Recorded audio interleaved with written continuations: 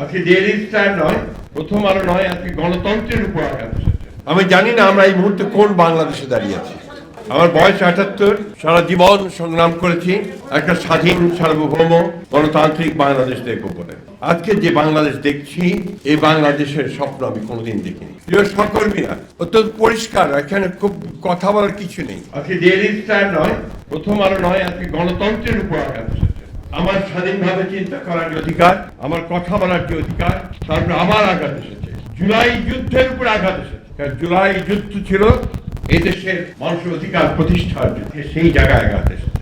তাই আমি আমার অনুরোধ আপনাদের কাছে, কোনো রাজনৈতিক দল নয়, সংগঠন নয়, সকল গণতান্ত্রিক আমি মানুষের এখন এক হওয়ার সময় এসে গেছে। আমরা যারা অন্ধকার থেকে আলোতে আসতে চাই, আমরা যারা আমাদের বাংলাদেশকে সত্যিকার অর্থেই একটা স্বাধীন সার্বভৌম গণতান্ত্রিক বাংলাদেশ হিসেবে দেখতে চাই, তাদেরকে আজকে শুধু সচেতন হলে চলবে না, রুখে দাঁড়াতে হবে। এখন রুখে দাঁড়ানোর সময় এসে গেছে। আমি আপনাদের আহ্বান জানাবো, শুধু একাত্মতা ঘোষণা করা নয়, মানববন্ধন করে সংহতি প্রকাশ করা নয়, আজকে সর্বক্ষেত্রে সর্বশক্তি নিয়ে আপনারা যারা বাংলাদেশকে ভালোবাসেন তারা সবাই ঐক্যবদ্ধ হন। এই অপশক্তিকে রুখে দিতে হবে।